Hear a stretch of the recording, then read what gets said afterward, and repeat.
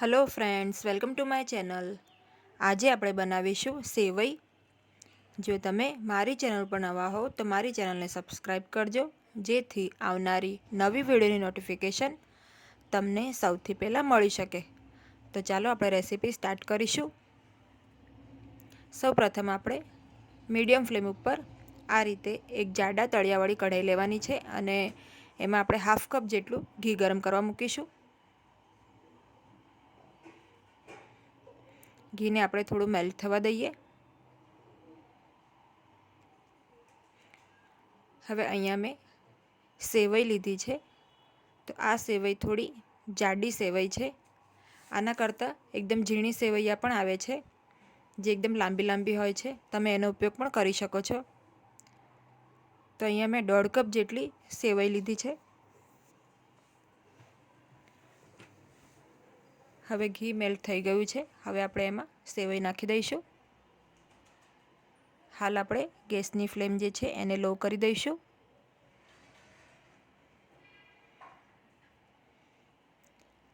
હવે આપણે આ સેવઈને ઘીમાં સાતળવાની છે, તો આપણે એને 5 થી 6 મિનિટ સુધી આ રીતે હલાવતા જઈને સાતળી લઈશું. આ ઘઉંની સેવઈ છે અને ઓલરેડી આ રોસ્ટેડ જ હોય છે.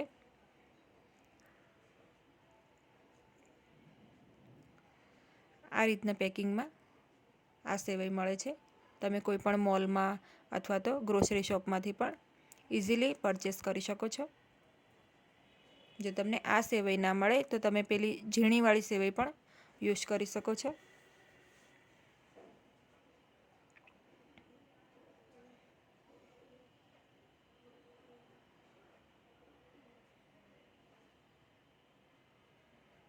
તો આ રીતે આપણે 5 થી 7 મિનિટ સરસ રીતે ઘીમાં સેવઈને શેકી લેવાની છે. ત્યારબાદ આપણે આમાં 2.5 કપ જેટલું દૂધ નાખીશું.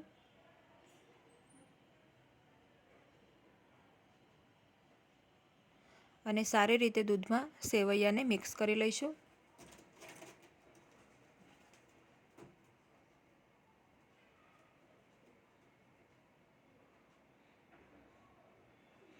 હવે આપણે ગેસની ફ્લેમને મીડિયમ કરી દેવાની છે અને આ દૂધ થોડું રિડ્યુસ થઈ જાય ત્યાં સુધી આપણે એને થવા દઈશું. તો વચ્ચે વચ્ચે આપણે હલાવતા રહીશું.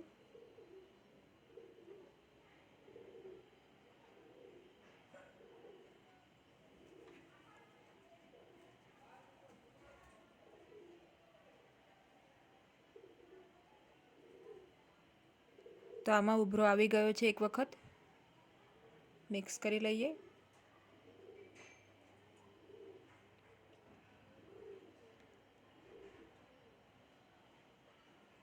હવે આપણે ગેસની ફ્લેમને લો કરી દઈશું.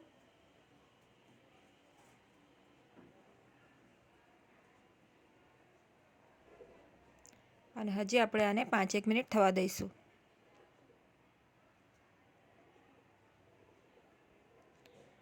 તો હવે તમે જોઈ શકો છો અડધું દૂધ રિડ્યુસ થઈ ગયું છે. ત્યારબાદ આપણે એમાં અહીંયા મેં 1 કપ ખાંડ લીધી છે, એ નાખીશું.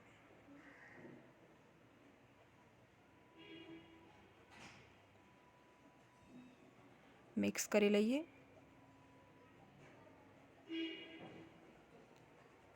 તો આ રીતે અડધું દૂધ રિડ્યુસ થઈ જાય ત્યારબાદ આપણે ખાંડ નાખવાની અને સારી રીતે મિક્સ કરી લેવાનું. હવે થોડીવાર આપણે સેવઈને થવા દઈશું. થોડું આપણે હજી દૂધને રિડ્યુસ કરવાનું છે. તો લો ટુ મીડિયમ ફ્લેમ ઉપર આપણે આને આ રીતે હલાવતા જઈને થવા દઈશું.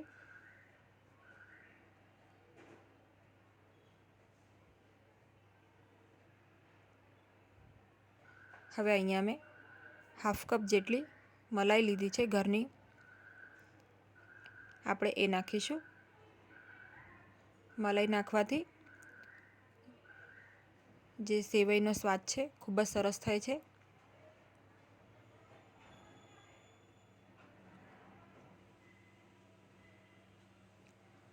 જો તમારે મલાઈ સ્કીપ કરવી હોય તો તમે એ પણ કરી શકો છો.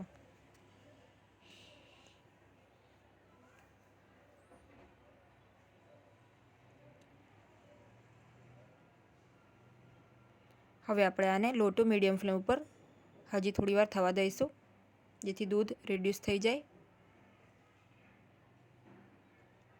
હવે તમે જોઈ શકો છો 75% જેટલું દૂધ રિડ્યુસ થઈ ગયું છે.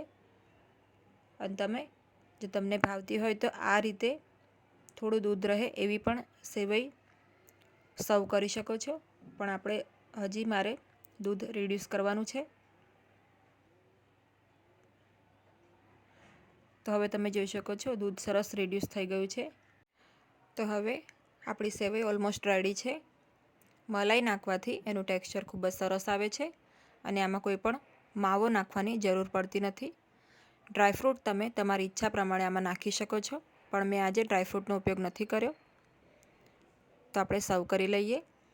તો રેડી છે એકદમ સરસ ગરમા ગરમ ડિલિશિયસ એવી સેવઈ. જો તમને આ રેસીપી ગમી હોય તો વિડીયોને લાઇક અને શેર કરજો અને મારી ચેનલને સબસ્ક્રાઈબ કરજો.